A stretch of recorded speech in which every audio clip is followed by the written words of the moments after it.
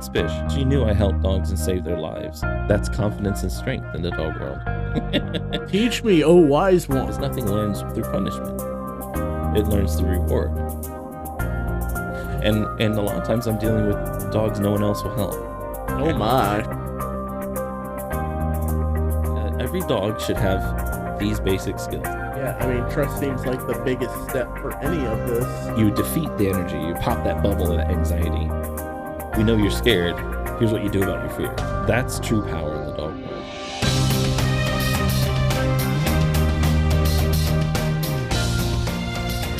Anyway. Cheers. So, welcome to the Dog Behavior Podcast. I'm Captain Spish. This is my sister Phoebe. Phoebe June. Do you have any Instagram or social media shout out? Phoebe June Arts. Phoebe June Arts. You should I'd make some of never my post. merch. I never post Yeah. actual photos anymore. It's been like over a year. I just share other people's reels. That's what I do. Yeah, my business page shares a lot of other pages Yeah, stuff. And, it's fun. but so you wanted to talk about your dog Rudy, and or generically like being prepared to take in an adoption dog from rescue. Yeah. So Rudy was the first dog I've ever really technically adopted. I have found a dog. We found a dog once. Mm-hmm. That was George, little Georgie. It's a real different process though when you go to a shelter. Yeah.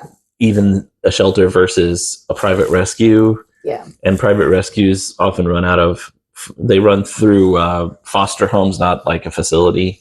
So if, in case any of you don't know, so private rescues often rely on people opening their homes up to these dogs so they can have space. And those foster homes help adapt and adjust and sometimes train the dog if they're a good foster home.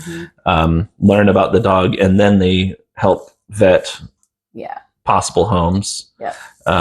And they each have their own rules and ideas and guidelines, and not just each dog, but each rescue. Mm-hmm. So it's kind of hard to really give general advice or tell people what to be prepared for. Just be patient with the rescuers. Know that they've seen a lot of crap, and don't take things personal. Literally. Because as you know, Captain Spish dog behavior, part of my job has been in the past rehoming dogs because they weren't bad dogs and the owners weren't bad owners. It just was a bad match, and it was bringing out the worst in the dog and was creating a dangerous situation, or the dog was to lose its life or have a diminished life. And so we take them in and find a new home. So we've had to do the same thing and vet people, and it's difficult, and people get attitude sometimes. I've been accused many times of that I didn't want to give up a dog. Oh, you just don't want to give it a home.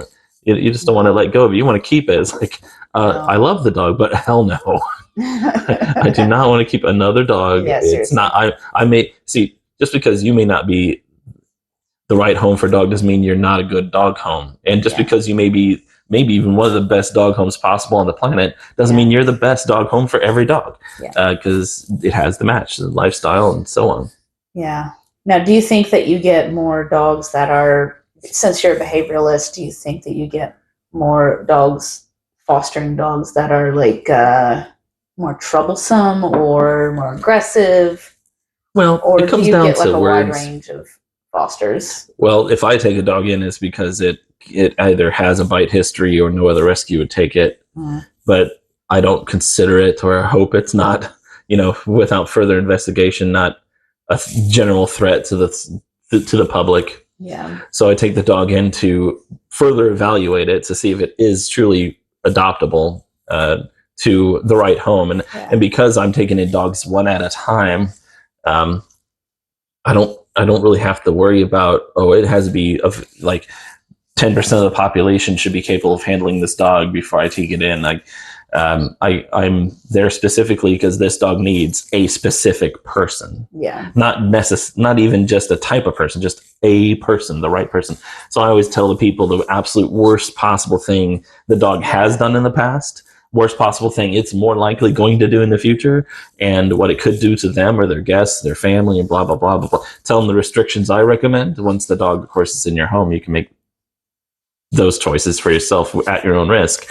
But if you don't bat an eye, you're not dissuaded by the worst possible features of the dog. Because I'm going to be honest with people, I'd rather someone be totally terrified and run screaming than me try to sugarcoat it and try to force a dog into a home that those people aren't prepared for handling that dog. So here's the worst thing about this dog. You're like, okay. Then I'm like, okay, well, here's the great things about the dog, because there's numerous ones. And I always end with the worst things again to remind them. And we kind of go from there. And yeah, that reminds me of the night that I spoke to the rescue. There are no bad dogs. No, I agree. There's no bad dogs. There can be some dangerous ones. There's traumatized dogs. There's like traumatized people. Mm-hmm. And we shouldn't be killed or harmed for that. No. But that reminds me, like what you were saying about the telling the future possible owner or adopter, whatever you call them, the worst possible thing the dog's ever done, or tell them all the bad things up front so they don't. I don't blow it out of proportion either, but it's just accurate. Being honest, yes, so that you're not bamboozling them into taking a dog they can't handle. Oh, I don't want to waste any minute of their time. Exactly. Like I said, I'd rather them immediately be scared off, because that's the appropriate response. It's not about selling the dog; it's about making sure it's a good fit. And it reminds me of when I spoke to the rescue that I got Rudy from. I was on the phone with this woman for like, I don't even know how long it was. It was hours. It was probably like 2 hours on the phone with her. And she was telling me like everything that you could possibly think of, like all of his quirks. That might be a little too much information for a first phone call. Maybe. I don't remember if it was the first one. I think it was, though. I'm pretty sure it was the If it was the one right before, I'll sometimes have a longer conversation with people right before the first visit. I had an email conversation first. Okay. So maybe that was technically the second. So all the stuff was brewing in her head about, I need to tell her this and that and this and that. Yeah. But also the dog lived with her. She was the foster. Mm-hmm. And she loved the dog and wanted to make sure that we understood, like, everything he does. She loved this guy? I don't know why, but he cray. Anyway, she told me all these stories, and I was like, that sounds fine. That's not that big a deal. Sounds like he's anxious. Some behaviors can't be truly conveyed. Yeah, that's true. Through words. That's what happened. Yeah, you have to. That's why when I explain to clients or people that want to adopt a dog, like a dog behavior, I explain its intensity and the physical force behind things, and you go into great detail. And even then, it's hard for people if you haven't experienced certain levels of force from a dog or emotional intensity from a dog. They just can't imagine it. Yeah. Well, she knew. That's why home visits are important. Yeah, home visits are really important. She knew that I was an experienced dog owner, and I'd already, number one, this dog is a Rottweiler, and it's a male, and he's very large. He's not the biggest Rottweiler. He's only like 80. I think he's 89 pounds. He's small for a male Rottweiler, but he's a big dog. But he's a big dog. He's 89 pounds. Male Rottweilers.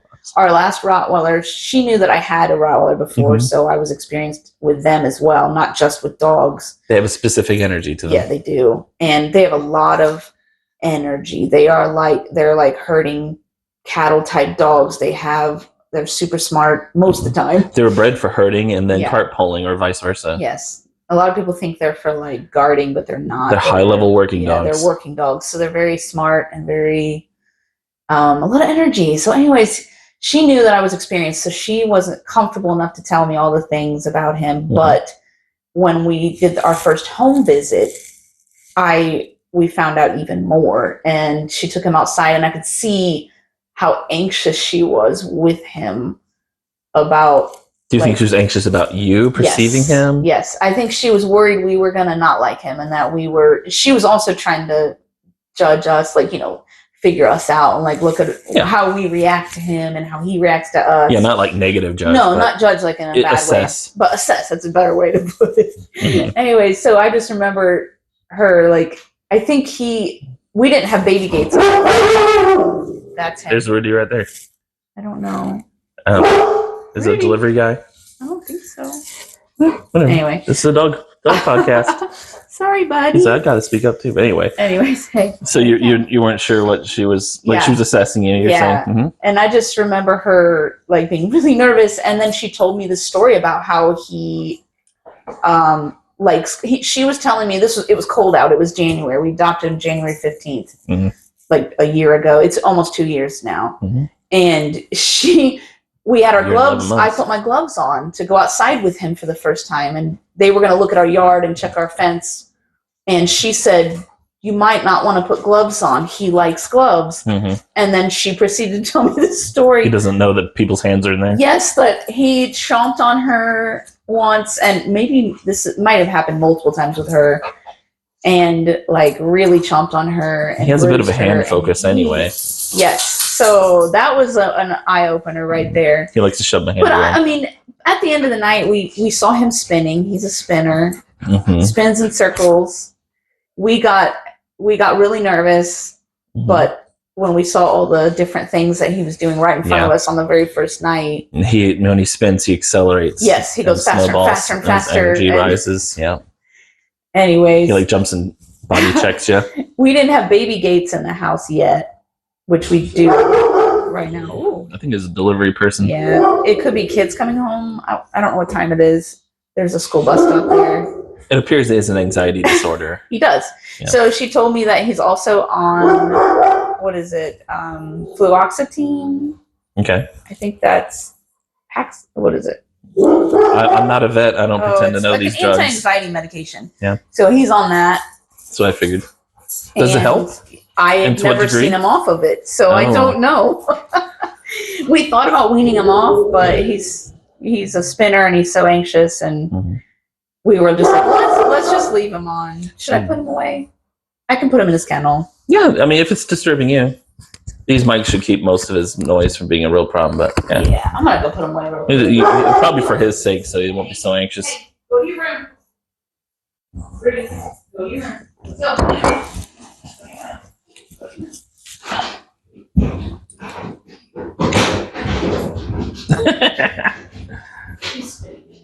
Yeah, I hear that. Silly. It were. I'm put my phone on silent before. It was two people walking. It was two people walking a dog down the street. I almost always forget about that. See him out the window. So. Yep. There you go. Anyways. Yep. So he's a watchdog. Yeah, he is definitely, but he Could likes be. people. Oh yeah. So. He doesn't really have any aggression that I've noticed. He has intensity, and he can be mouthy because of his anxiety, but that's not aggression. So anyway. But so no baby gates. No baby gates. I didn't have baby gates. We weren't thinking about. I had all the doors upstairs shut, so he couldn't get in the bedrooms. But one of the doors latch didn't work right, and I didn't realize that. And you'll find out quick. He ran up there at one point and popped open the door and got into Chloe's old toys and got one. And oh my goodness, we could not get away from him. And it was crazy. And he ended up swallowing it whole. So, and then 2 weeks later, he threw it up. Yeah. Whole. Yeah. Thank goodness. We had a bull terrier at foster with us, and he was down in the shelter in Hamilton, and he was found on a porch bloody, and his jaw was broken in 2 places.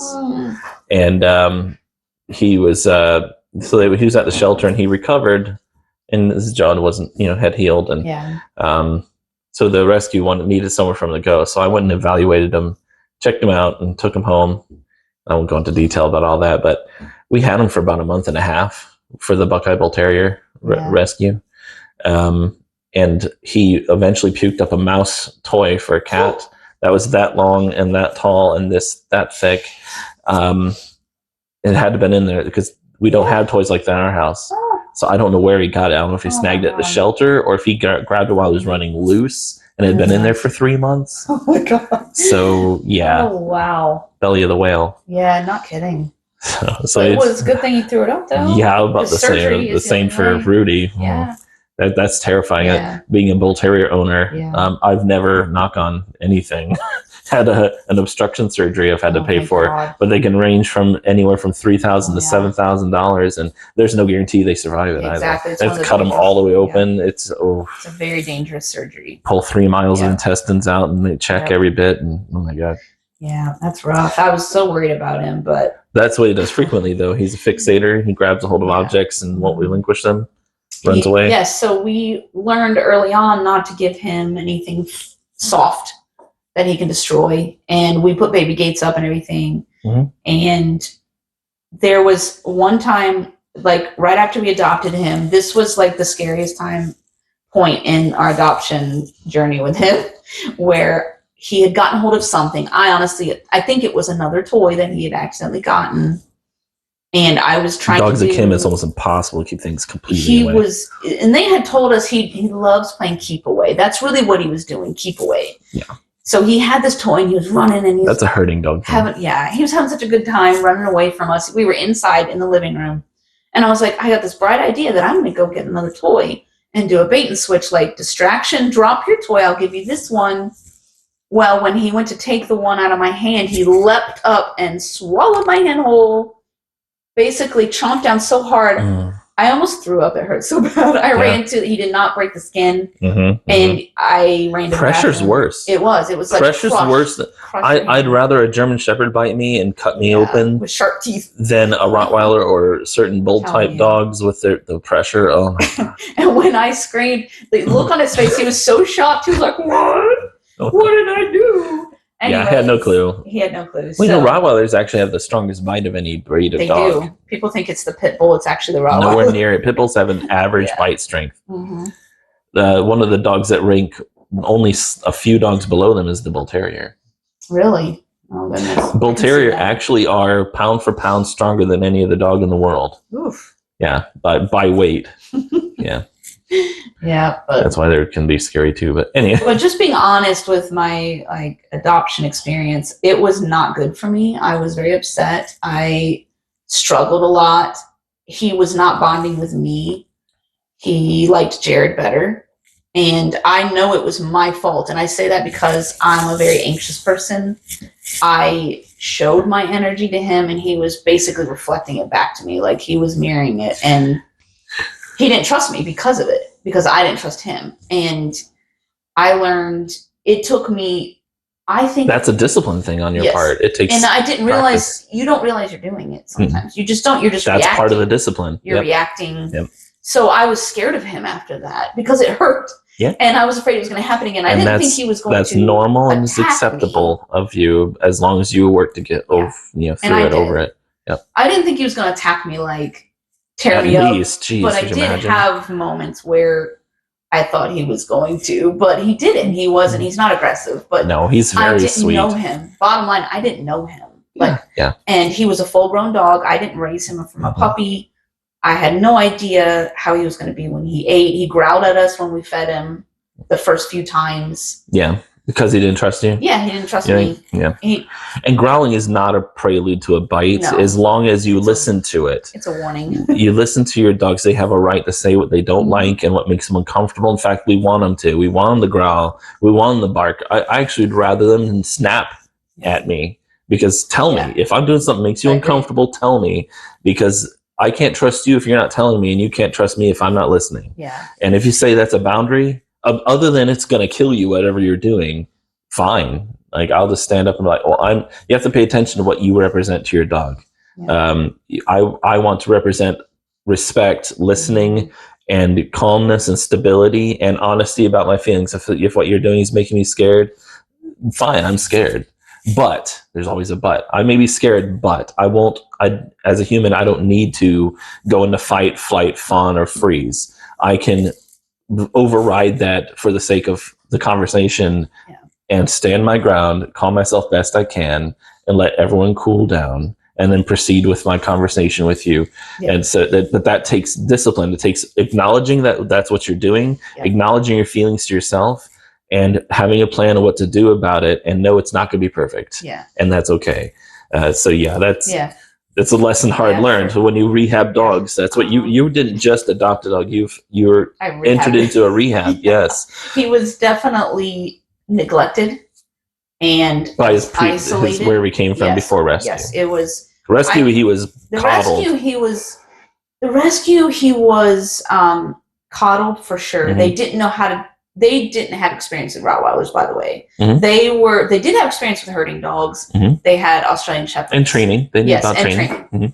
But they have to start somewhere. They didn't have time for him. So they had so many dogs. Yeah. And of their own that they kept him kenneled a lot. I have an entire episode of just about rescues I'm going to have. Yeah. Just look forward to that. Just things about do's and don'ts and how rescues should and should not run. Not necessarily an indictment of rescues.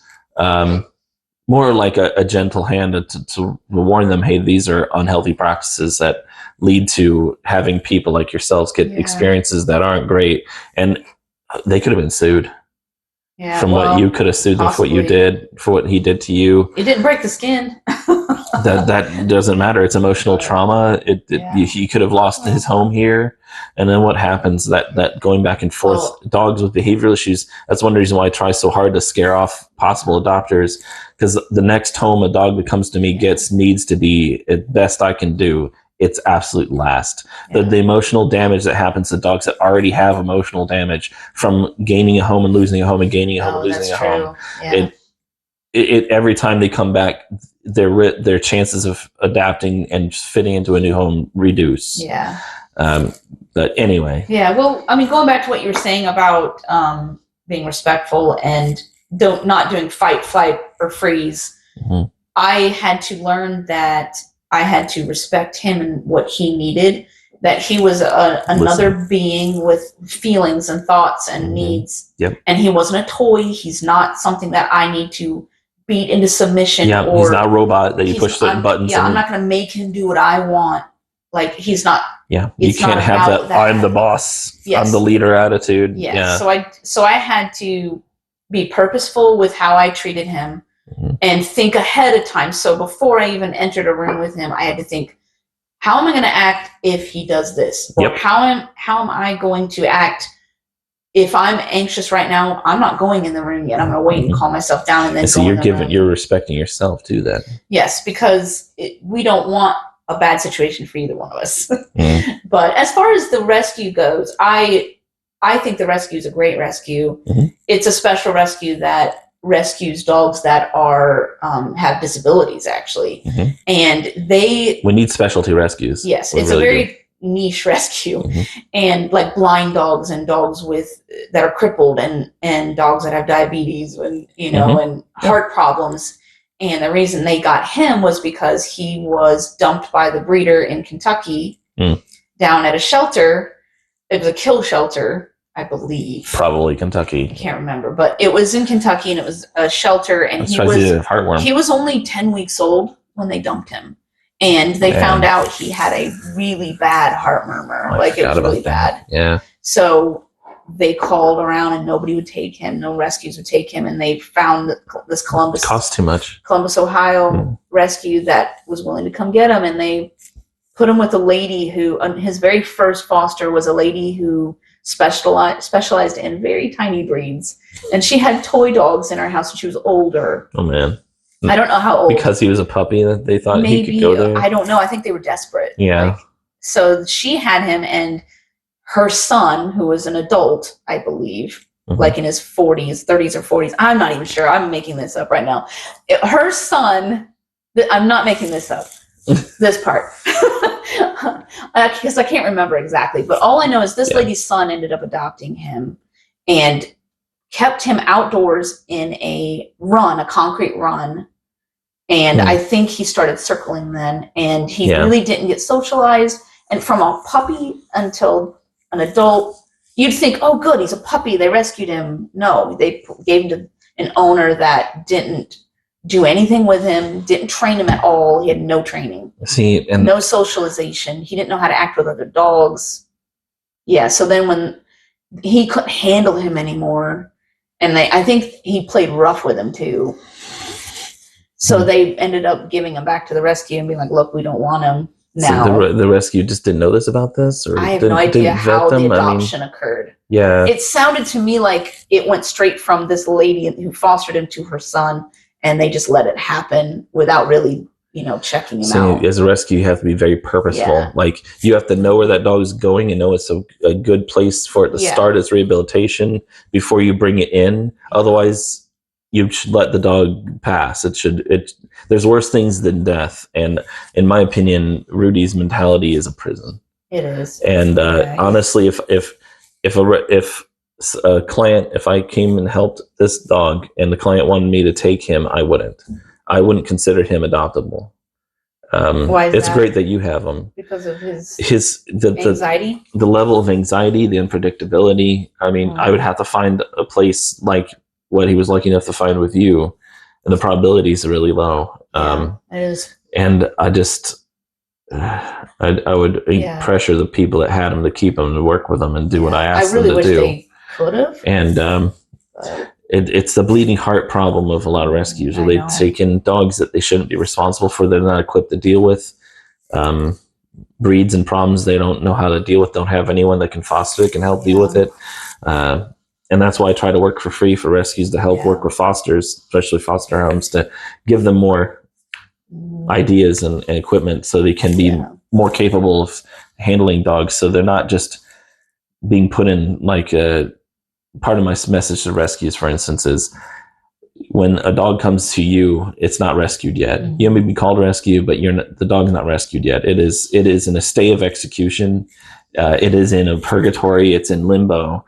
And the best you can do is start some rehabilitation and training if you have a good foster home. And if you're not doing that, it's terrible. It's prison. You're not improving the dog. You're making its life worse temporarily, even if the dog doesn't realize it, because dogs are always optimistic usually.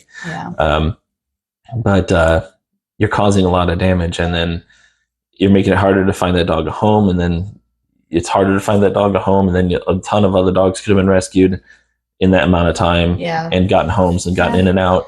It's just, you have to know your strengths and weaknesses every second as you're working in rescue, and you can't let your heart run away with you. And that's the problem. Most people get into rescue because they do have a big heart. And that's the reason. And you have to have a mind and heart in equal pull to each other, that one can't override the other. You can't think too much about it any more than you can feel too much about it. They're both valid parts of the whole, and but you can't lose that balance. You have to know if you're causing harm or not, and if you're being responsible for the dogs you already have in your rescue or not, if you're being abusive or taking advantage of your foster homes that aren't equipped, or it just.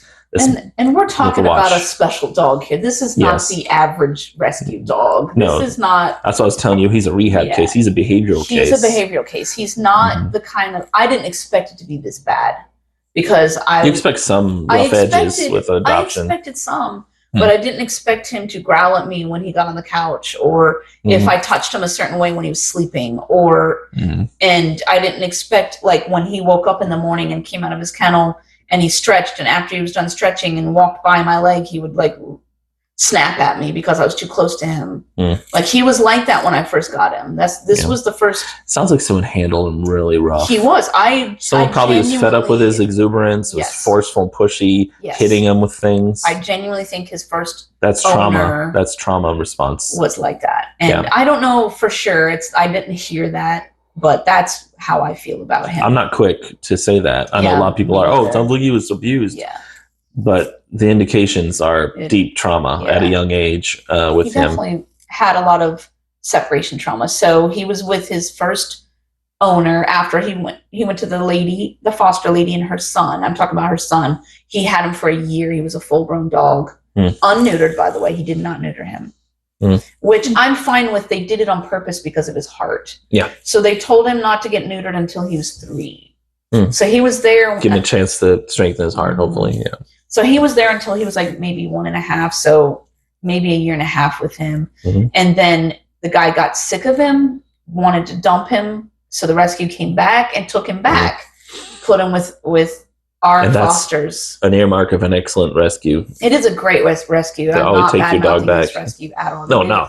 And for all we know, Kyle, I'm critiquing, but also third party. I don't know for sure. For all we know, they did look into this guy. We don't know what he told them. And that's a point I wanted to bring up too, that I've had a couple of dogs I've adopted, a couple of people I've adopted dogs to, and I missed something. Like they were hiding something from me, and or I didn't listen to the yellow flags in my head. You're not God. You don't know. You don't know. And I never will judge a rescue if they miss subtle signs and issues. You don't know for sure how people are going to handle your dog. And they probably trusted this lady because she's one of their fosters. Exactly. So she probably vouched for him and promised they would take care of this dog and that he would train it and blah, blah, blah. You see, I'm the opposite. If someone I know has somebody they are related to, one of my dogs, I'm less likely to adopt to them. Wow. Unless I actually know that person directly. But that's a whole nother subject. I bet you that's what happened. We don't know, is my point. Sure. Yeah, exactly. But another point is this isn't the average experience. That's why you're here talking about that's this. why I'm talking about so people know that, hey, strange things happen sometimes. Be prepared. Not a scared story, because it actually has turned out really well. And luckily I'm an experienced dog owner, and and now you have more I was not experienced in this, however. Sure, most people aren't. I mean, we were grieving from losing our first Rotty. She was the best dog I've ever had in my life. I wanted another Rotty. And this time I told myself, I'm not going to get a puppy. I'm going to rescue this time. I've always wanted to rescue a dog. And I was so into this, and I was gung-ho, and I was like, I'm going to freaking rescue. That dedication's key. And so, but also another reason we didn't give up on him was we saw his relationship with Jared. So he was owned by a man. He loves men. Initially, like, he's drawn to them at first. I'm not saying he doesn't love me now. Oh yeah, but that's okay. Dogs for dogs, in my opinion, dogs love equals trust. Trust equals love. And if they don't trust you, they can't show you affection. They can't. Well, yeah, because you know what? Fear negates love. Yeah, it does. You can't fear someone and love them. And part of the initial stages of fear is distrust. And distrust isn't necessarily always earned. Sometimes that's a default setting. Exactly. Especially of an animal, because they're survival instincts. So that's what I'm so all over the place right now. It's okay. I can't talk. So the first night that Beth brought him over, she sat down and she started crying by the end of the night, because she saw how much Jared liked the dog, and the dog liked Jared immediately. Like, drawn to him. You don't always see that when you're adopting. Sat on his feet, listened to him, obeyed his commands, ignored me completely, which is completely fine. Most dogs pick somebody. Yeah, they do. It doesn't mean they have to only. You can divide the dog's heart, but sometimes it's more of a challenge. Yeah, and so he was obviously drawn to Jared, and it made me happy. And so they were super excited about it. They were really excited about this match, and me and Jared both saw how hard this was going to be, but we didn't know how bad it was going to be. Not really. You never know. You don't really ever know. Yeah. So there were a lot of moments where we had setbacks where he was growling again when we were feeding him.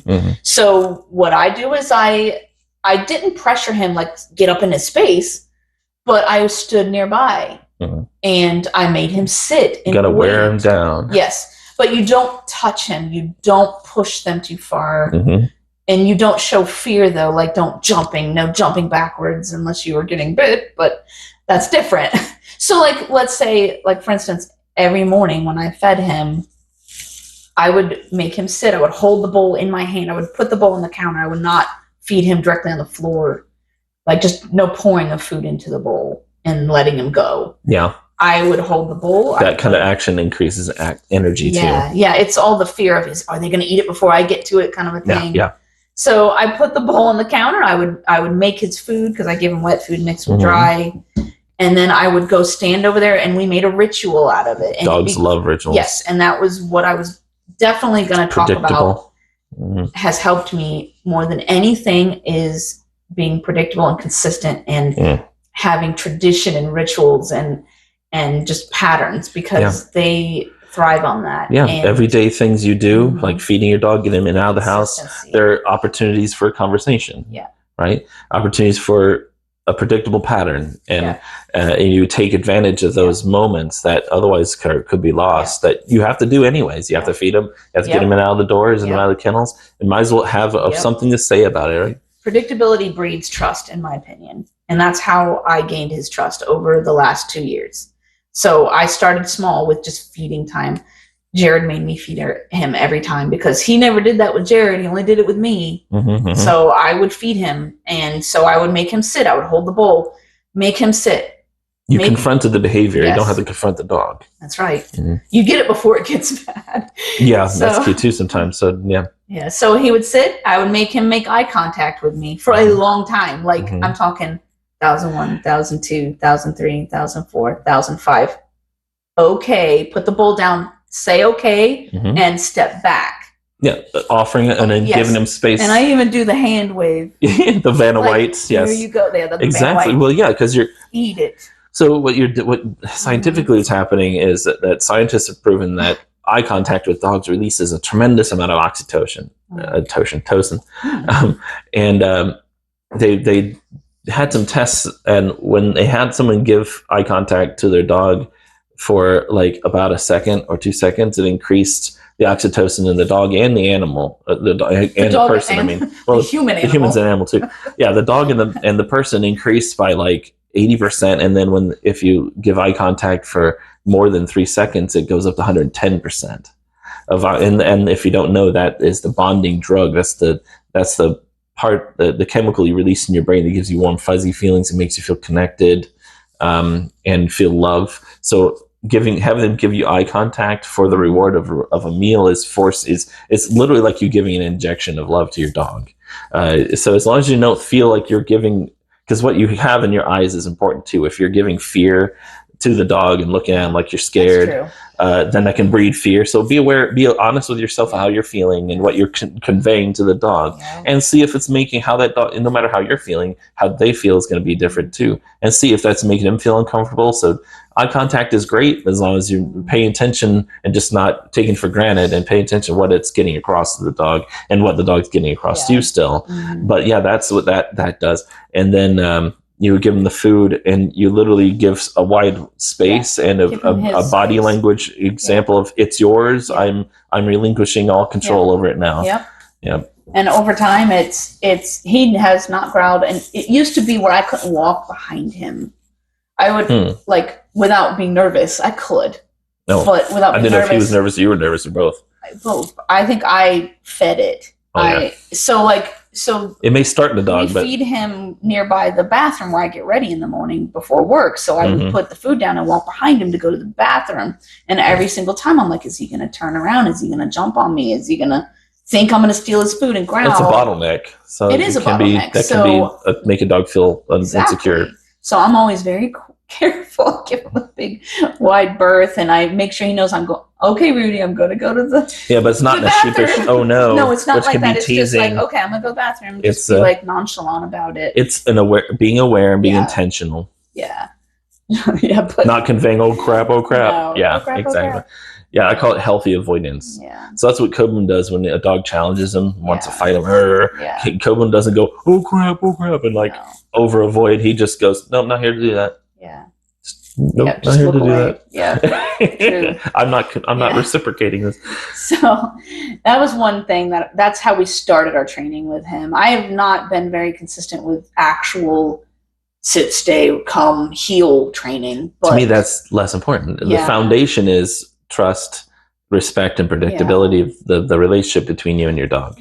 And when you have a more stable mind in the dog and a more stable relationship, and you start learning how he communicates, as every dog's going to communicate differently, and he learns how you communicate back. That's what you build training on. It's the foundation the house is made. Exactly. The foundation is highly functional and stable and strong. It has that one purpose. And then the house has all the other functionality, and that's what comes to stay is. Because honestly, he wasn't listening to me anyway much before that. So I really had to gain his trust. But doing what you're saying you've been doing primes him to listen to things later. Yeah. So it establishes you in his life. Yeah. And then, so, I mean, we just did that, and it was mostly me that had the issues, obviously. but Jared had to be aware of what he was feeding, just in case. Yes. Just because the dog isn't giving him a problem, he has to be aware of how he's handling that dog and the energies he's rising in that dog, and how that then transfers to you possibly. Well, and I'll tell you, Jared is very calm and assertive and very comfortable being in charge, but he's also very gentle, like very kind-hearted and loving and respectful of the dog, and he always has been. And me, I'm like grab him and love him, and like jump in there, and I'm not a ruffle the dog's face, but like I like to touch my dog. He did not like to be touched. It broke my freaking heart. I did not bond with him because of that. He did It's not. easy to take it personal. Yes, I got my feelings hurt so many times. I tell clients all the time, and it's not personal. It's okay to have your feelings hurt, accept your emotions, but no, it's not intentional. And I would have to talk myself down. Mm-hmm. So I've overcome that now. I don't get my feelings hurt much anymore by him, but he still he has hurt my feelings. So your feelings sometimes. I know. So another thing that was a big issue that I have nipped in the bud, no more, not allowing it, is getting on the couch. Mm-hmm. So at the very beginning, our old dog Chloe used to cuddle with me on the couch. She would lean on me and just lay on me, and we were cuddle. But his second day, he got on the couch with me and cuddled. And it was so sweet. And I was like, oh, maybe he is a cuddler like Chloe. Mm-hmm. And I shouldn't have let him on the couch. And that's because I didn't know him, for one. But also, I do feel like the couch is almost like a dominance thing. I don't know if that's true. Maybe you can tell me what happened here. But so when he got on the couch, he was really cuddly. He didn't overwhelm me. He didn't stand over me or anything at first. Lap. He laid on like this on my lap. So one elbow on my lap, mm-hmm. Yeah, head up, like looking forward. Mm-hmm. That was him. And it was just me, like arm, his body was laying that way and my arm was across him. Mm-hmm. And I wasn't doing anything. I was just like literally just resting it. He suddenly went like that, jumped up, and I yelled, go to your room. Like, because going to his room, he listens. They must have trained him. Beth, I'm guessing she did it. Trained him to go to his room. He runs into his room. That's the kind of thing I tell clients to do. Yeah. If they don't know anything else, teach them to go to their space or their room. It has been a lifesaver to have him crate trained. I'm telling you. He was crate trained when we got him. The rescue obviously did absolutely everything you possibly could. They did a good job training him. And he's great on the leash, by the way. That's excellent. So good on the leash. So we were very lucky in that. But he growled at me and snapped. Like, and it scared the shit out of me. And I was like shaking after that. That was my first day. Because you're at rest and suddenly your amygdala is like, you're going to die. Also, it hurt my feelings. Yeah. But it was my first day with him alone. Jared wasn't there. He didn't see it happen. And it shocked me and it scared me. This was before he bit me on accident with a toy. Mm-hmm. So I was like, shit, I guess I can't do that. But we still let him on the couch a few times. Mm-hmm. But every single time he would growl at me. And at one point, he was But he never did this to Jared. Never did it to Jared. But he will cuddle with Jared. At that point. He ended up doing things to him later. But so eventually, I just wouldn't let him on the couch, but he kept wanting to get on the couch. So he would come sit in front of me while I'm sitting on the couch. Mm-hmm. He would put his front feet up on me. And then I would go to shove him, and he would go, and then I would be like, go to your room. But I was like scared. Yeah. Because he's in my face. Like he could. It wouldn't take much for him to hurt you. Mm-hmm. So, and that fear, I was just worried that he was gonna feel it. And I was just like, it's okay. It's completely fine for your dog, and no matter the situation, for your dog to know you're scared. Yeah.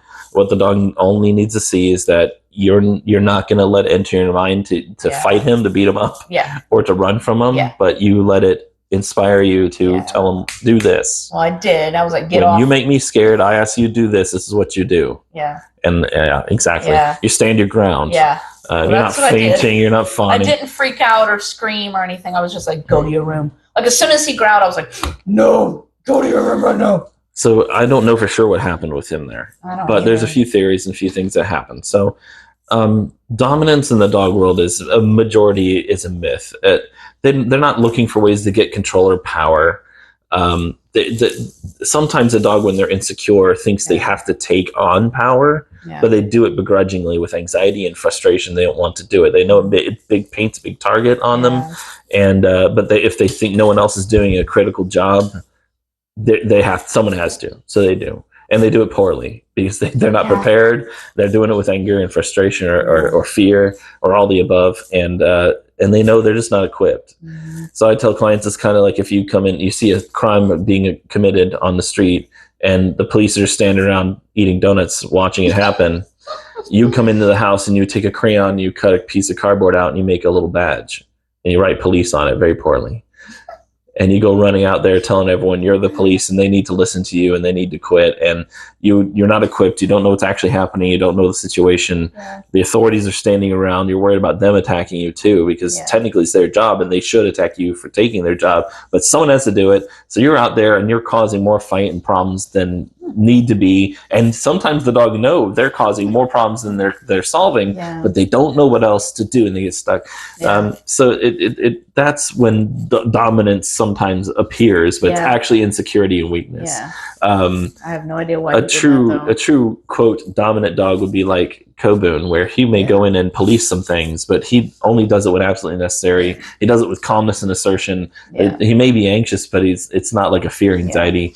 And there's just the confidence about it, like you were talking about Jared, being confident, assertive, and firm, and you're very quick to be gentle. That's a good leader in the dog world.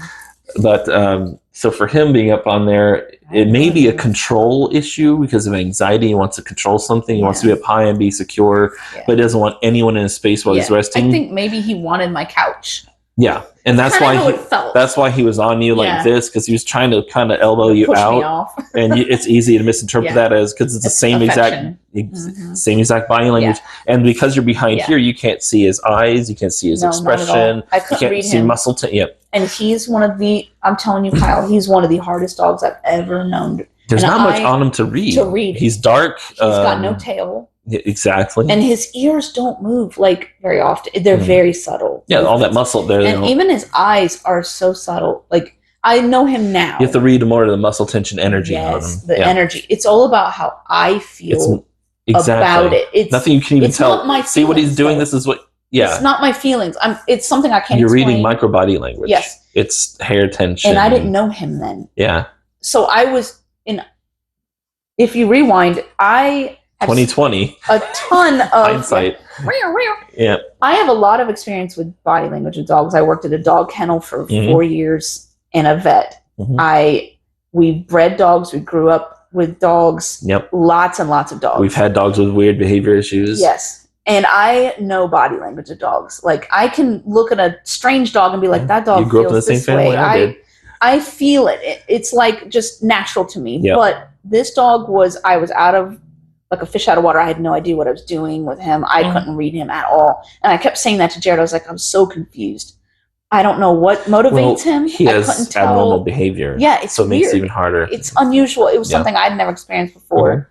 So anyways, in my reaction, my gut reaction was, okay, no, I need to take control of the situation.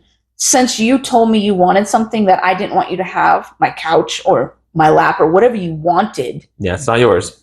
You're good to go to your room, or you get to go lay down. Yeah, when the dog tries to take too much, they should lose some. If you try to steal something, you lose something. That's right. So and then it's given back to you once you accept that those things aren't yours to take. Yeah. I have clients that I have to teach them that too. That's what that's more than likely what it was. That it sounds to me like he has sleep aggression or startle. So we don't touch him now when he's sleeping. And that's a common side effect of anxiety issues. And what happens is the dog enters into a certain brainwave, a certain stage of rest. And the problem is this brainwave and a stage of rest looks like the dog's awake. It's the twilight. It's the beginning of being asleep. And what happens is they enter that brainwave and their brain defaults to fight or flight. It's a type of fear, and if you disturb them, they're not. The dog isn't there. It's not Rudy. There's no conscious thought. It's pure reactions, pure one or the other, buddy, fight or flight. And if you have a dog that's very muscly and strong, fight's going to be their most likely default. Just like a greyhound, they sometimes have waking aggression. They're not as likely to bite, but they do. They have. It's very common, and this is what I'm going to get to with Rudy and why he probably has this issue too. This is the same reason greyhounds have sleep aggression and sleep startle issues in reactivity in some cases, because they grew up first with being with their puppies, being bred to race, and then they're being separated and handled a lot by doctors and stuff like that. But they get each their own run. And for the majority of their young life to their adult life, they sleep undisturbed. No dogs around them, no people touching them. They have never had to adapt to it. Their brain is not used to it. They're not wired deeply. the fact that individuals can be around them while they're sleeping. So when they enter into that brainwave, they're 10 times more likely to react that makes sense. because they have no pre-programming or experience. So he may have been doing that, trying to push you out and wanting the couch himself so he could feel safe sleeping separate like he's used to. And he wanted that comfortable spot, and he wanted to be elevated where he's safe, because what it is the couch isn't a place of dominance, it's a defensible position. So being on top of something up high makes you feel safer. You're isolated, and you can push things off of and keep things down low that they can't just immediately attack you. So the couch, that's what it is here. Being under something, entrenched under something, is the same thing. So sometimes being in a kennel like he has. He feels very safe in his kennel. He loves, it is not, I want to repeat this, it is not a punishment. Yes, that's the word. It is, honestly, it can be a reward, but it's a safety place. Yeah. So he knows that when he's amping up, he literally runs when he's about to jump on me, which he knows I don't want him to do. And he jumps and he bites clothing, by the way. That's what he does. He nips and he pinches. Yeah. So that was his main issue, the ladies told me when they brought him over. They just get emotional and they get mouthy because they want to feel and touch, and they release anxiety into the mouth. And then it got to the point where he was biting hard. Yeah. So when they can't help it. But now, we've had him almost 2 years now. He puts himself away in his room, his safe space. That's the final stage of true dog behavior conditioning, is self-regulation. Yes. So if he can't control himself, he knows that the act of going to the kennel does. Yeah. And instead of destabilizing his people and threatening his livelihood and his safety, he just knows if he goes to the kennel, he will stop himself, and you guys will feel safe, and it de-escalates the whole situation. He's more self-aware. Yeah. And that's excellent. That's what we want clients to learn. And that's why I tell clients that I don't use treats too often for a multitude of reasons. Not that I don't want to or wouldn't if it worked, but a lot of dogs I work with have a mental state that they're not concerned right now about long-term survival, like treats and food. They're concerned about their mental state and the situation of the home. And the reward is the behavior. So when I tell people, well, tell them to do this when they're doing this, like for instance, jumping and biting, tell them to go to their space or go get a toy or whatever, do something instead. I used to do that too. But that's you teaching them how to self-govern. When you reach this level of excitement, when you start wanting to mouth me, and you don't mouth me, you interface with me with a toy. And if you're not willing to get a toy, or you don't want to play, that's not the point. It's just oh no, I'm getting oh my God, then go rest, go deflate yourself. And so that is a reward and the solution. And it self-rewards him for good behavior, and because nothing learns through punishment. I say this probably in every episode. Every episode you're going to hear me. Punishment does not teach anything except for you might teach them you're emotionally unstable and you're a jerk. Yeah, that's absolutely it. But that's a clear example of discipline, which a lot of people conflate, and they are not the same. Disciplining yourself for someone is not punishing yourself for someone. It's redirecting to something that is teaching, something that may be an appropriate feeling, or in an inappropriate space, or in an inappropriate amount. But it isn't wrong. He's not wrong to be anxious. He's just wrong with if he allows himself to keep increasing himself and being inappropriate with what he does with his feelings. Just like you have every right to feel your fear and allow yourself to feel your fear about him, but you're not. It's inappropriate for you to just do whatever you want about that feeling. Yeah. So he disciplined himself, not punished himself. Yeah. He disciplined himself, and good discipline is a reward. It comes with reward. If you control yourself and manage yourself, and that's discipline, you're aware of what you're doing and how it's influencing others, and you know what the solution is, and you do it, that rewards you. And you can add an extra reward with a treat, of course. Now, we always, mind you, especially at the beginning, when you're trying to teach a new behavior, we do reward. We did with him. Absolutely. So he already liked his kennel. He already went into it. And the ladies said that they always gave him one piece of kibble, not like a treat. So they used reward. It does the same thing to the brain. Doesn't matter. And they would just toss a piece in there after and then just shut the door. See, good training uses what's already there, behavior the dog already does, and enhances it or adapts it to your purpose. So, and he knows the difference. So I tried the toy. Go get your toy when I see him like freaking out. But it's really not about play. It's about excitement. It's something for him to put his energy into. He's biting you to put frustration into. I kind of imagine it like the dog's anxiety is like a magnetic field around their face, and it gets broader and broader and broader, and it sucks things in. And sometimes by giving them a toy, it's like putting a bar on the end of that magnet, and all those waves of energy get focused into the appropriate device, and they can and put that frustration into that. And retrievers and herding dogs often have that very intensely because they're bred to have that kind of magnet to use that mouth for communication. They have a lot of energy too. And he's meant to control and nip, and he's hurting you in a way. And he does. He circles my legs as I walk. Yeah. So he'll probably never stop doing that. And probably he also circles when he has to go potty. It's a strong, deep habit he learned at a young age. He'll probably never stop circling, but he's gotten better. This was upsetting. This was greatly upsetting to me because of what you were saying. The mentality of being a cage. It's like a prison for him. I was so upset the first few weeks that we had OCD. him.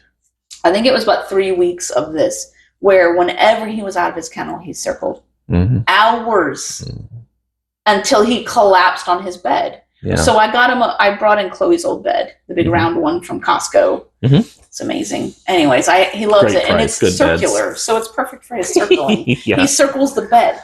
Like he will circle. This was the first 2 or 3 weeks. Every single time we let him out, he would just circle. We didn't know what to do. We couldn't do anything. So we decided that he was going to need a lot of exercise. So we walked him probably 2 or 3 times a day, long walks. I'm not talking like go potty. I'm talking like walk around the neighborhood 20 minutes at least. So excess energy is like toxins in the system for anyone who has anxiety and or fear issue.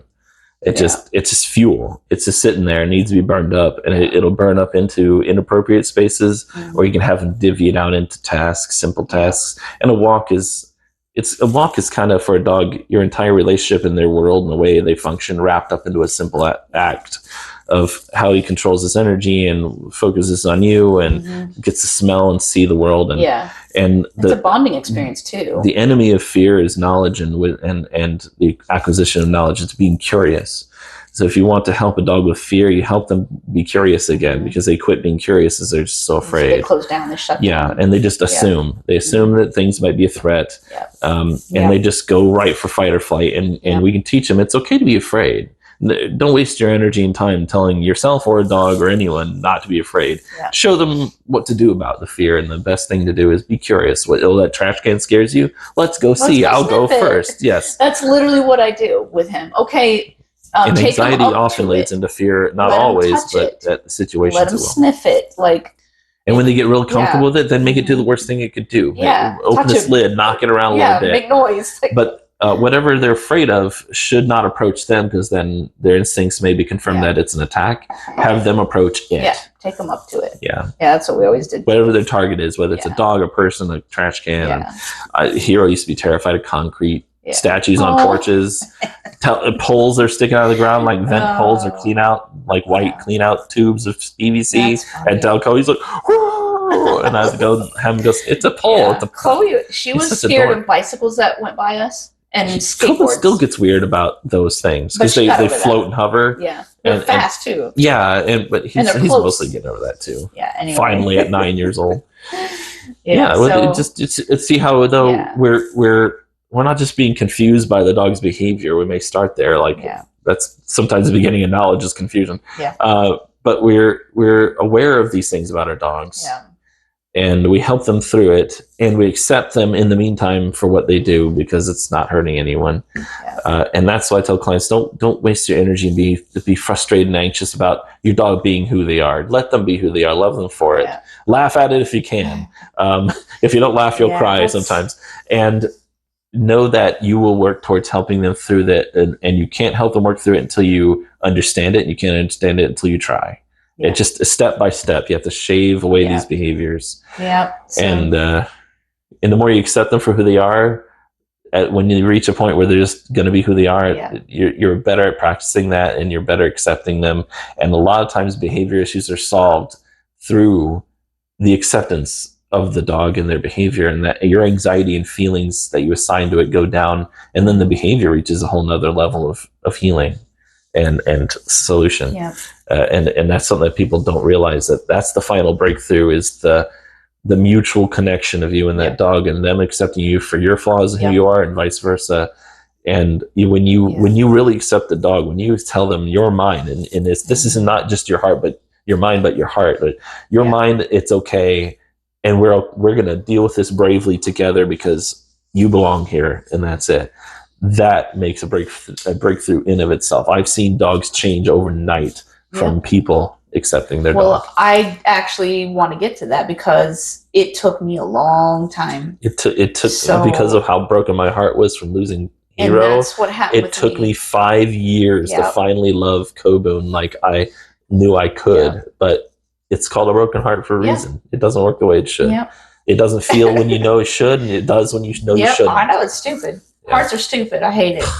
Stupid hearts. Anyways, I actually, when I lost Chloe, one of the issues with getting him so soon after we lost. So we lost Chloe. Trish and I didn't think you should have had a dog yet, but I just needed.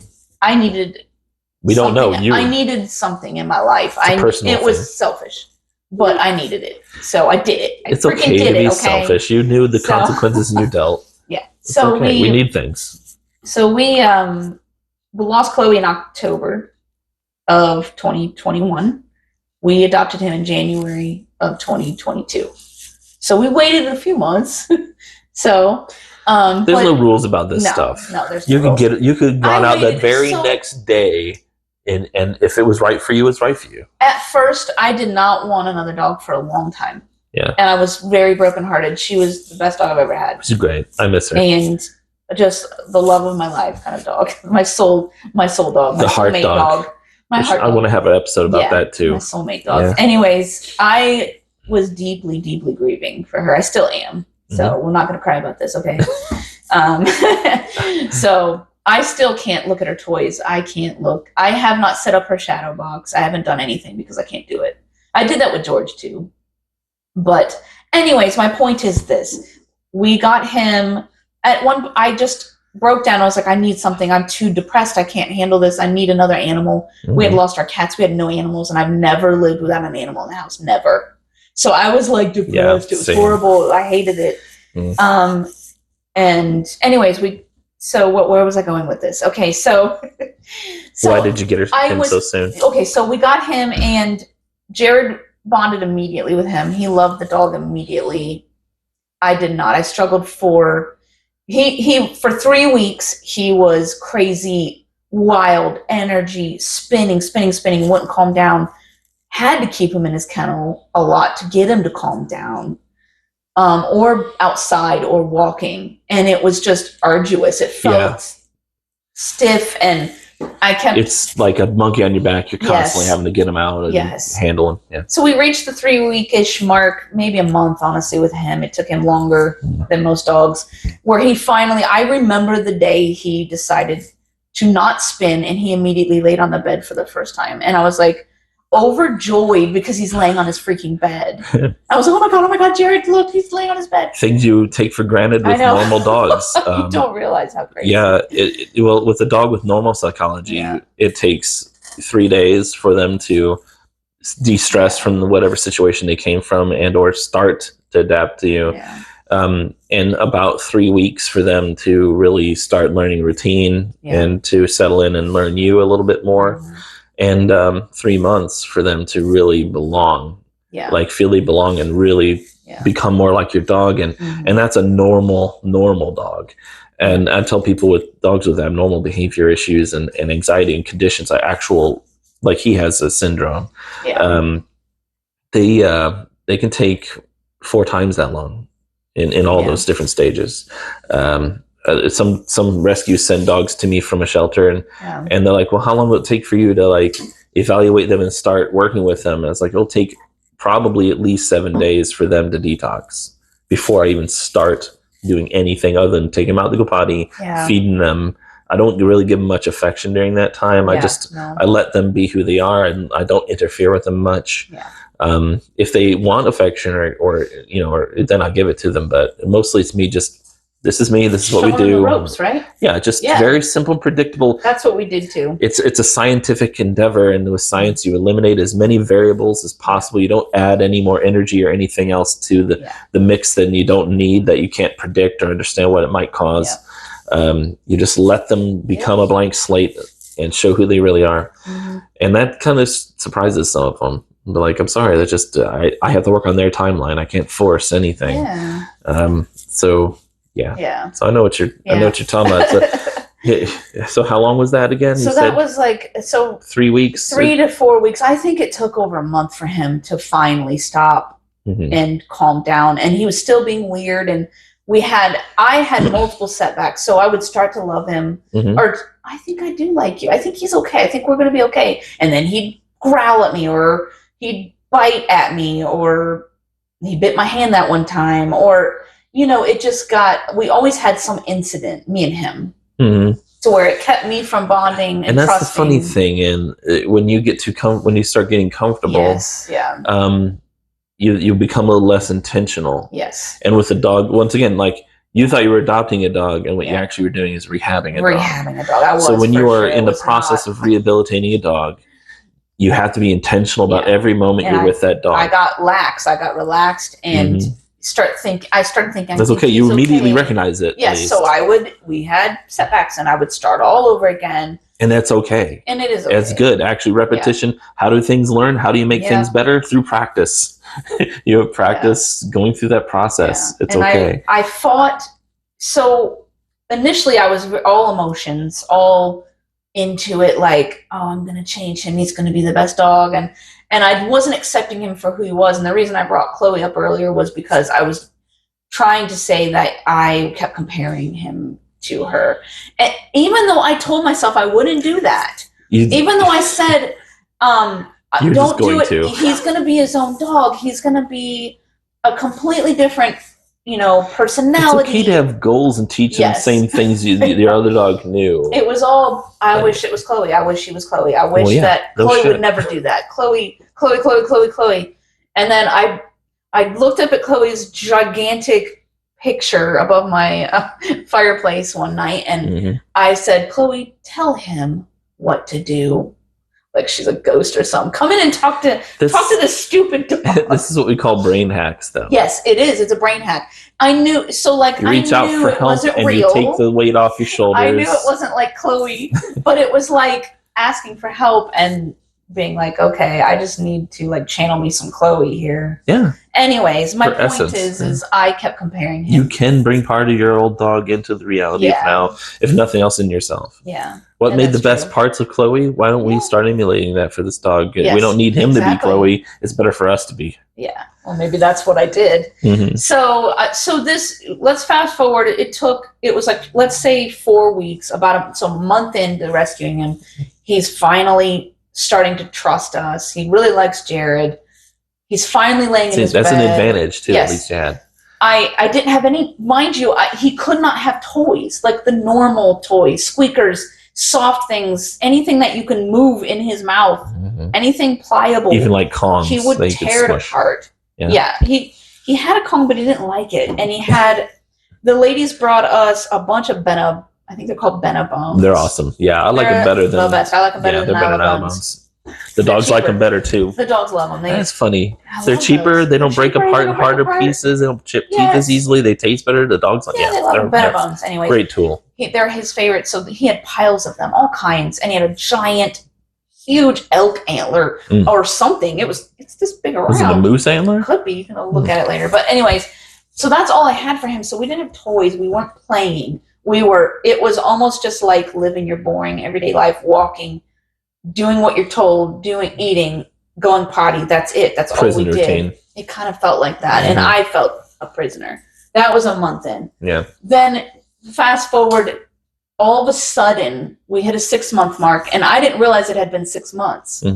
And he was doing normal dog stuff, and he was starting to sit on my feet, and he was starting to come just stand by me and follow me around the house. And he was coming to me when I called him finally. And I remember, so he still played keep away. Like anytime he got an object, you had to pretend you didn't want it and walk away. Because otherwise he would swallow it whole. Yeah. Like a hand towel. We can't have our hand towels hanging in our kitchen. Yeah. They're up on the counter. Nothing. He'll get up on the counter. He was getting up on the counter and I could hear him. We have a camera in our kitchen. Mm-hmm. So we would watch him. So we would have him in the living room with him.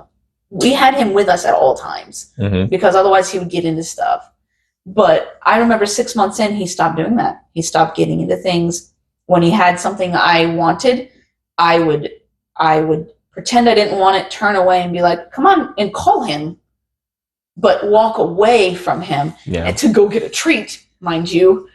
Something like the really good treats that are like something that actually motivates dehydrated chicken is what we had. Yeah. So I would, if he got something I really was upset about him having, I would go get this treat and he would at first he would bring it with him and guard it, but he wanted that treat. And so I would just stand there quiet and he would hold it in his mouth. Wait for his energy to drop. And then I'd be like, and then I would say, drop it. But I don't tell him to drop it until I knew he was ready, if that makes any sense. Yeah. So when he's running from you, don't yell, drop it, because he's not going to do it. And it's going to I tell clients, wait for them to be able to listen to you so you don't devalue your words. It's going to devalue the word. So I would it frustrates you, which wastes your energy. Yes, and it makes him feel your energy more. Yeah. So anyways, it's just a simple walk away, go get your treat, stand there quiet. Are you going to let that? Are you going to drop it?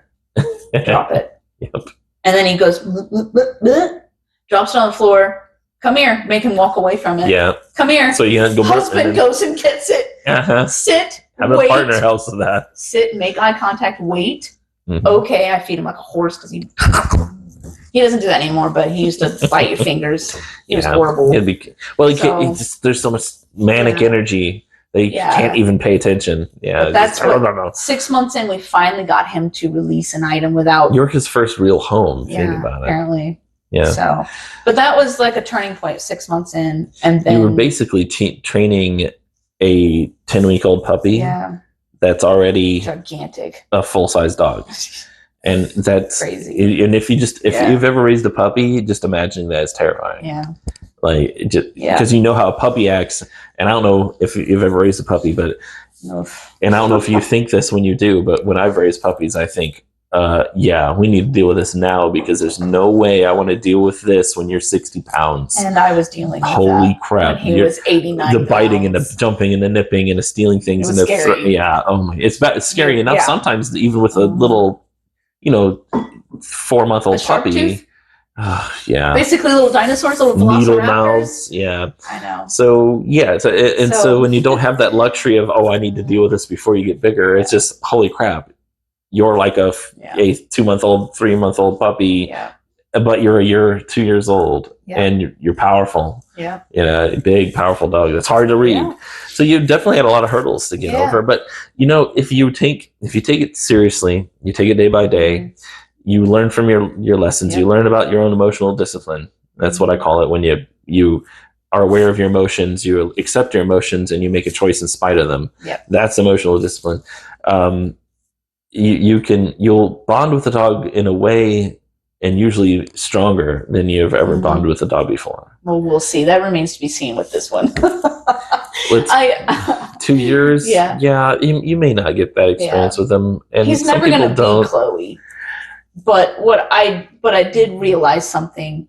We took him on our first trip together in October, and for our anniversary, we took him with us. And I was not going to leave him in a kennel because I really don't think you should take a dog to a kennel when you're on vacation, when you're fostering. And when you say kennel, you're talking a boarding kennel. I'm talking a boarding kennel. Boarding kennel, concrete. So I don't think we were available, or I didn't want to take him because you did watch him for us when we first got him, and it was awful. He was a handful. He was horrible, and I didn't want to put you through that. That's what I do, though. I know, but I didn't want to put that on you. So, but I also wanted to. I'd rather people take their dogs with them. I wanted to take him with us, and we were like almost 2 years in. We're a year and a half in. Mm-hmm.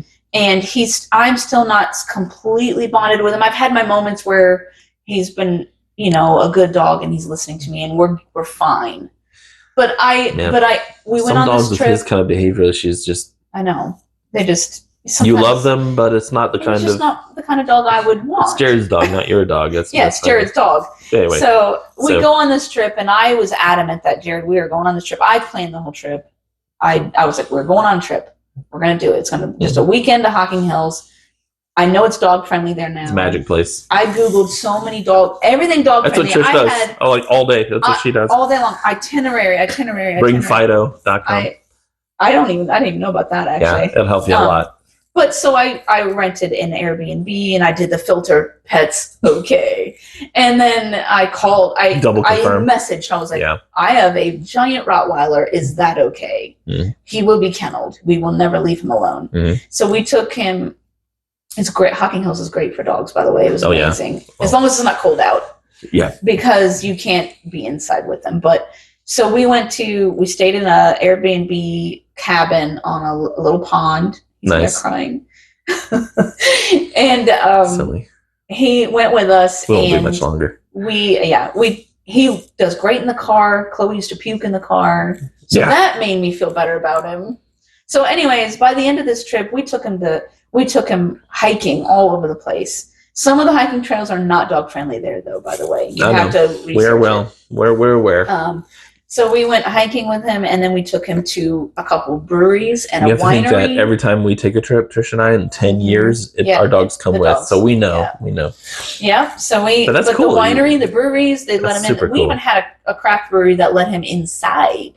Nice. So like we did it, and they had a tent out there, but we ended up being outside because it was really nice out. But yeah, he did great. I was so proud of him.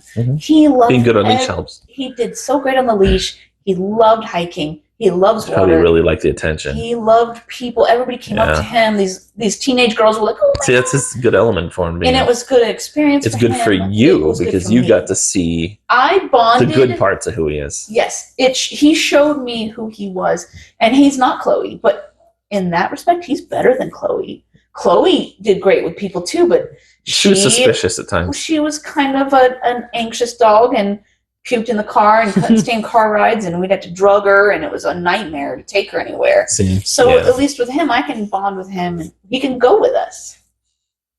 Yeah, But I felt differently after him. Is my point. After that trip. Yeah, you have to do things with your dog. You do, and especially when they have problems, and especially when this is a strength of his to go on trips and be out in public. Do that as frequently as possible because you'd have to remind yourself of who he really is. And were we scared to take him? Yes. That's okay. But I told Jared, I was like, that's a respectful fear, though. Think of this trip as an experiment with him. We're going to see how he does. We need to socialize him. We've been meaning to do it. If he reacts badly, we'll just go back to the cabin and watch TV all day or fish with him. It's focused on him. It's him. It's about him. And when we let go of the expectations of the trip, like it's got to be the perfect trip. He's got to be perfect. If he's not perfect, we're going to go home. No, we're not doing that. Yeah, you're there to be with. You don't do that to each other, do you? You don't do. If Jared doesn't behave, this is ruined. We're just going to leave. So, sometimes that might be a valid problem. But that's the end of my talk. My TED talk. Yeah, my TED talk on my dog. No, Hero's my dog and savior, but Kobun is a better dog than Hero in many ways. Yeah, he's not in almost every way. Hero was better at being tolerant of dogs' BS and getting along with other dogs, but Kobun isn't as ball obsessed. He isn't as water squirt obsessed. He's more obedient in the face of dogs challenging him. But yet, if he goes over this edge, Kobun has a problem. So I can't have him around as wild of a dog as Hero will put up with and listen in extreme danger without attacking the dog. Kobun, because he's a true leader type dog, if he thinks they're a real threat, he's like, oh well, I'm gonna you up. And we can't have them fucking up client dogs. No, can't do that. So I have to be aware of that about being honest with yourself about who your dog is. Yeah, exactly. It will gain you more strength even if you lose certain strengths in other areas, because no thing is perfect with everything.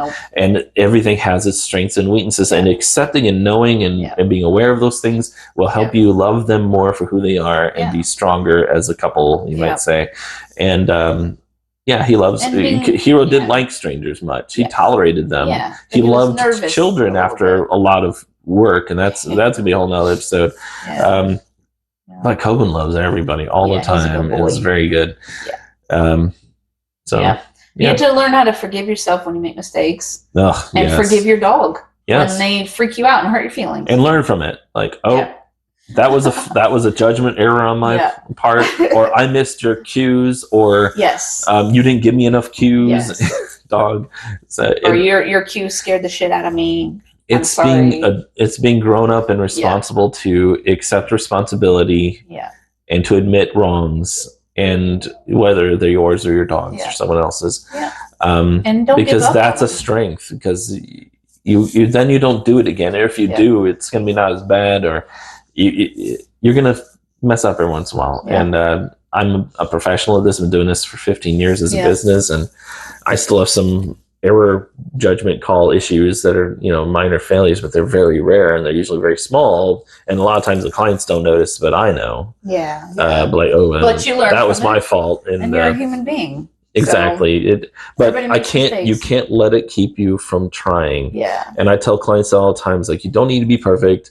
You don't have to worry about making a mistake as much. Like have some safety nets. Like if the mistake might get someone bit, have a muzzle on your dog. We have a muzzle for him for the vet, by the way. Exactly. Yeah, it's okay. The muzzles are good. In my opinion, all dogs should be comfortable being in the crate. All dogs should be comfortable being muzzled, even for extended periods of time. And all dogs should know come, sit, stay, and drop it. Because that'll keep them from getting poisoned, running off and getting hurt, and getting into trouble where there is trouble and they don't need to be part of it. That's the stay part. So because all dogs are likely to need to be muzzled or kenneled at some point, even if they are truly nice dogs. Some situations or professionals may want them to be muzzled for certain procedures, and that's their comfort level. And if your handler is comfortable, the dog's less likely to be traumatized or to cause a problem or hurt anyone. So that's key too. So using tools the dog itself doesn't need, because they would never bite anyone, which is kind of a misnomer. Every dog will bite at some point, depending on the situation, even if it's extremely specific. Every dog's capable of doing it. Yeah, it has a mouth. It's an animal. Yeah. But even if your dog is not, it's very unlikely they'll bite. If a person has been bit, like your groomer or your vet, or kennel staff, if they're like, hey, we'd rather be muzzled when they're going through this area, or when we're feeding, or if we're trimming their nails, if that makes that person more comfortable, and your dog is already comfortable with being muzzled, that person's going to handle your dog with more care, with more affection, and be safer, because they're not worried about getting bit. Exactly. So that's why muzzles. Yeah, I know. But so that's pretty good. That's good for people to know that sometimes you adopt a dog and you wind up rehabbing a dog, and no rescue can know for sure if that's the situation. Now, this rescue may have, once again, it's their education, their terminology. Then they may have been able to know, or they should know now, how to recognize when a dog needs a special home that needs to be rehabbed, and that's the wording they should use. But they may not have known really, like, that's how to say it to you. Yeah, exactly. I mean, she said a lot to me. You could have maybe extrapolated that information when I needed to. Exactly. So to reiterate, it was, 3 days to stop being nervous, de-stress, decompress, 3 weeks to adapt to your routine. Adapt to the routine. To start coming out of their shell, actually. Yes, acting like a dog, a normal dog, and then 3 months to build trust and to actually feel like you're a partner with your dog, and they trust you, and from the show their true colors about how they actually respond or feel. They're not minding their P's and Q's as much. They're showing how they want to respond to situations. So give your rescue dog, or your adopted dog, or whatever term you want to use, give them and yourself and your home time, and don't overwhelm them with things at first. I know you're going to want to bring people over to visit your new dog. Don't do that. Don't add anything more than you need to. Make it very, very simple. Just like I said about when shelter dogs come to me, they have a period, at least 3 days, where I handle them minimally. I talk to them very minimally. We get them out the potty, we feed them. I just observe them. Let them observe me, and give them a time to de-stress, detox, and observe. and then slowly introduce elements of dog life in general. And then after they're starting to adapt to that, you can introduce elements of your life specifically, including visitors, types of toys, social situations, just step by step by step, and observe and watch, listen to what your dog is saying about every new thing you introduce them to, let them adjust to it, and then move on. And if they don't adjust, then you know that's an area you need to work on, an area you should avoid unless you're ready and willing to work on it. And don't, once again, get them used to a muzzle. I'll probably have an episode I'll show how to get a dog used to a muzzle. So you have a safety net when you have a dog, because when you adopt a dog, you should treat it like it's a newborn pup. Like that dog knows nothing, even if you know it knows things. Use that to your advantage, but you're going to pretend like it's never experienced anything about the outside world. So the mentality you have is, what is going to happen now? What are they going to do when that person does this, or when we go to this place, or they see this object or hear this noise? And having a safety net of a muzzle so you can experiment with less risk of actual injury and being sued. And don't let people touch your dog when you're walking. Don't have boundaries. Cross the street if another dog's coming, until you get to know your dog. Don't be tense on a leash, but avoid. To give them space and to let them know you can take care of them. You can protect them. When your dog knows you listen to what they're feeling about a situation, and that you will adapt it to their comfort level, they will start looking to you for that guidance. That's what they should be doing, rather than listening to what the instincts say and you don't exist, and making assumptions and whatever they used to do in the past. They know that, well, this person knows how I feel and what's going on, and they're gonna help me. They're gonna show me the best way out, a way where I don't have to to threaten something that doesn't need to be a threat to me, and so on. But those are all whole nother conversations. But just a quick overlay of take it slow, step by step. The dog knows nothing about the world when you adopt it, and that's the safest approach. And then give them time, give yourself time. Don't give up. That's really, because eventually get there. I mean, there's times where it's wise to retreat and AKA give up. I feel like that's more of an aggression thing. Like if there's that's a dog. The dog really has a problem with someone in your home. And it's hard. And the person isn't able or willing to work through that, like Phoebe had to. If I wasn't willing to work through that, we would have had to give him. Or if you're unable. Either way, everyone has. You have your right to have that. You live in this house too, and the dog is newer here, and hopefully the rescue will take their time. And if you do have to relinquish a dog back, that doesn't mean you're a bad person. You gave it your best shot. But make sure you talk to the rescue about, hey, I want you to know why we're letting this dog go back to you. That the dog isn't broken. It's just, we're not comfortable with handling this, and that's okay. You have your right to have your limits, and to have your peace, and to have your home be what you want it to be. And the rescue should be good enough to take your advice into account, so they know next time they go to a home, if there's a possible situation like this again, they can warn those people or equip them to deal with it. Believe me, I was close to it. And you would have been justified. Like I said at the one point, that I don't consider him an adoptable dog for an average rescue. Well, they told us that if they couldn't find him a home, he probably would have been put down, because he just was very... I have mixed feelings about telling anyone that if I adopt a dog to them. In my opinion, that's none of your business. They told us that after we already adopted him, by the way. They didn't tell us that until afterwards. I see. They weren't trying to... They weren't trying to make us take him. I don't think I would ever admit that to a client. Well, that confused me when they said that, because I didn't understand why you would... He's not aggressive, so... He's a bite risk. But he was a bite risk. Not an aggressive bite. That's a whole other episode, too, about... all our bites created equal. They're not.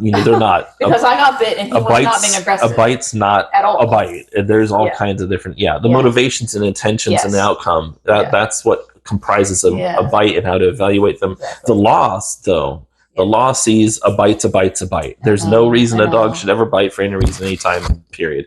And that's unfair. That's unfair to the dog species, but it is just the reality. And so I would never tell someone to adopt one of my dogs that if you don't take this dog, it's going to be put down. Number one, I probably wouldn't do that, but there's situations. That person doesn't need to know that before or during while they had the dog, or even after the dog passed. I have a strict rule about that with euthanasia. I will never judge someone else for it, no matter what. And I won't even bring it up for most people. And this shouldn't be discussed to doctors about if this doesn't work out, this dog is gonna. It was upsetting. You don't want that pressure, and then it gives you, it installs, even though you already adopted, it now installs doubt. Yeah. Oh, how how will this dog fare? Is it really that bad? You don't need that additional weight of your morale. So that'd be a little pointer to the rescue. Not that they did anything terrible, and it's a policy and a personal choice thing. But I have my reasons. She's a foster, by the way, not the rescue itself. See, the rescues need to have these policies written out for fosters too about these kind of things. But that takes a lot of organization and time and experience. And some rescues don't have that much organization. Oh, none do. They're run by people like you and me, like just normal people that just love animals sometimes, and they don't have. That's an advantage of when I rescue dogs. It's just Trish and I, and it's a very simple, clear cut. There's no other information except for what we give. But anyway, this has been the Captain's Fish Dog Behavior podcast with Phoebe Moore. Yes. And Kyle Adams, Captain's Fish. And we're a new YouTube channel, so please like, subscribe, comment. It helps us out a lot. We need more subscribers. And thumbs up. Brand new. This will be just in the first 5 episodes. And hopefully it helps you. And you can find our Patreon, very easy, Patreon/Captain's Fish. And we have RSS feeding all major podcast platforms in audio form, including YouTube. So if you just want to listen, you don't have to see my ugly mug, then you can do that. But until next time. It was unconventional, but it worked. And I never tell clients, just like I never tell the dogs, not to be scared. Unfortunately, dogs don't have the ability to just talk it out with you. See, there's all kinds of different types of bites, but I'll get into that later. What's happened here? How did this start? How can I help you? You reward good behavior and you discourage or redirect bad behavior into good behaviors. Warm talk, anecdotes, stories, get to know me, get to know them. What you do or don't do with that dog, how you handle that dog, how you think and feel, and what you do with your thoughts and feelings around that dog. And it's going to be for the rest of that dog's life. You can't just unplug the corgi and plug him back in. I'm going to be open and honest about it. And that was like watching art.